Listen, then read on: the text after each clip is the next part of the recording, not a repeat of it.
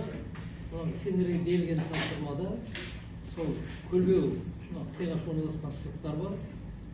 Одан екінші тағы түсінік ол конус деген бар. Конус не екенін білеміз ғой? Воронка қыздар бәрі біледі, оқиды falan.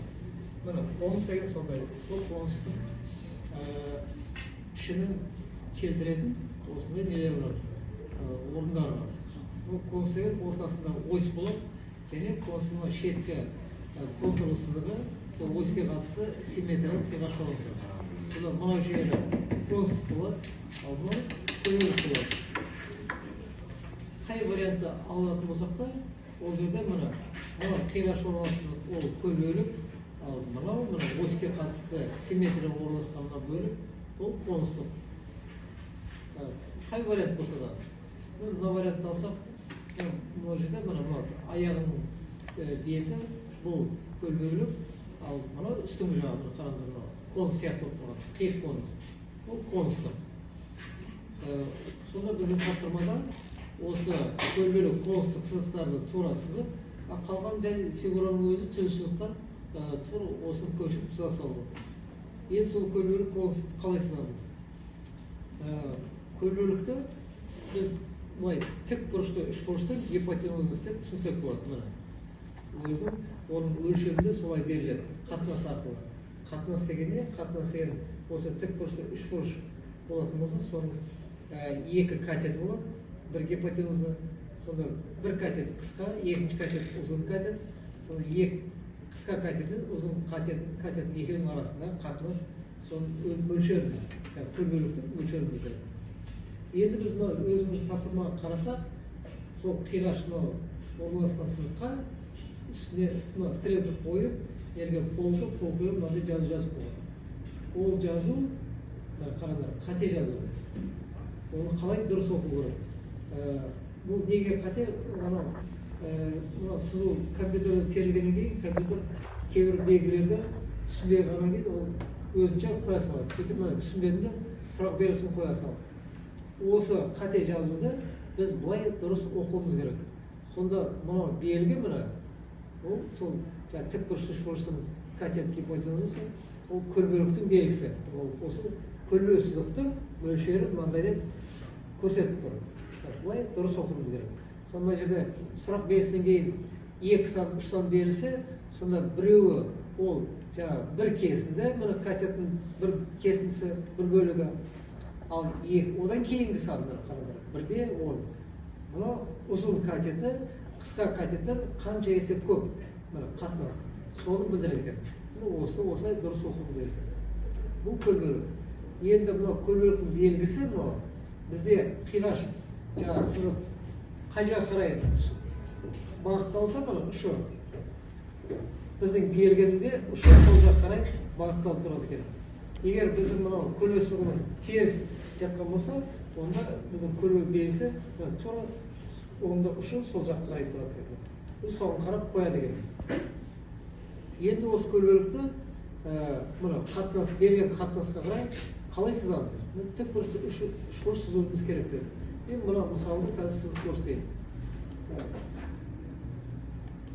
Бұл жерде мынау фигураның биіктігі 190, табанның ұзындығы 125. Мен қазір соны сызайын.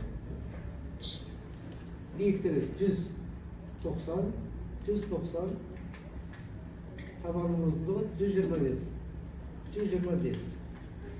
Енді мына жерде сол жағының аяғы 25 мм биіктік жоғары шығып тұр. Мына жерде 25 мм. Енді сол 25 мм-ден уже арғырай қиғаш көлбеу сызық кетіп жатыр. Енді сол көлбеу сызықты, мен қазір мына сызықты қалыңдық қояйын, сендер көріп тұратын болсын. Міне сызықты. Енді мына жерге көлбеу сызықты сызып жүріп. Оның өлшемі түсіндік, ол сұрақ белгісі емес, көлбеулік қатынас 1:10 екен. Егер мына жерде 1:7 тұрса, 17 тұрса, ол 1:7, 13 тұрса 1:3. Соны дұрыс түсінейік. Енді мен мына қатынасқа қарай, мына жерде көрсетіп қойдым мұны. Қысқа катеті 1, ұзын катеті 10 есе үлкен болу керек. Сонда қысқа катеті 1 деген ол 1 мм емес, ол мен өзім білемін қанша алсам да 10 миллиметр аламын ба 20 миллиметр аламын ба, бірақ бізге оңай сан алу керек. Не үшін? Мынау қатынасқа көбейту үшін. Егер мен бір кесіндінің ұзындығын 10 миллиметр деп алсам, онда ұзын катеттің ұзындығы одан 10 есе көп қанша болады? 10-ды бөлсек қанша болады? 100 болады. Ол есе мен мына тік бұрышты, үш бұрышты сызуым керек. Ұзын катеті 100 миллиметр, қысқа катеті 10 миллиметр. Сонда оның гипотенузасы маған керекті сызық болады екен. Енді қарап, мен жаңағы мына жерге сызамын. Айттық қой, 20 ұшынан басталады мына көлбесі. Ол есе осы жерде тік бұрыш, үш бұрыш 100 миллиметр, міне ұзын катеті, енді жоғарғы тіке қысқа катеті 10 миллиметр, бастапқы нүктені қостым.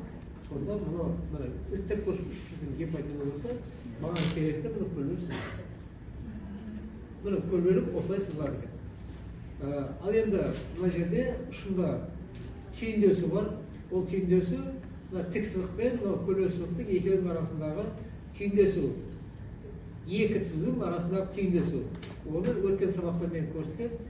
Сол үшін мен қазір оны сызып жатпаймын. Радиусы 10 миллиметр. Сендерге көрсетіп қоя саламын, қалай болады. Мына түйіндесу болған кезде былай болады. Мына шетін өз сызып қойдым. Бұл көлбелікке қатысты болды. Енді екінші конустық. Конустық деген жаңа айттық, мына конустың ортасында ось болады, және оське қатысты мына екі симметриялық қиғаш сызық көреміз. Ол конустың шеткі контурлы сызығы. Енді ол конус сызу үшін бізге жаңа конустық деген ол да қатынас, оған мынандай қараңдар, конустықтың мөлшері. Бұны дұрыс оқу керек.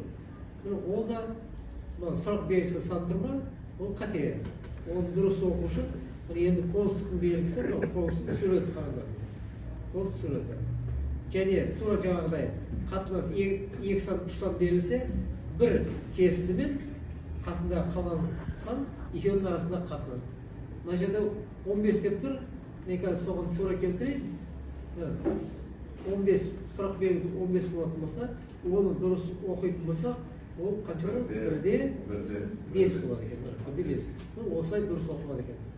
Бізде өстіп дұрыс оқимыз. Сонда мынау конустық белгінің ұшы мына төбесі, ол конустың төбесі қаяққа қарап жатса, ол да тура сыйға қарап жатады екен. Сонда ескеру керек.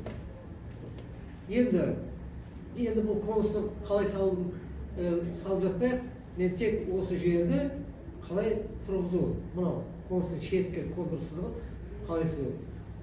Оны біз қараңдар, егер біз конусты алатын болсақ, қараңдар, мына конусты бұлай конусты қойсам мына.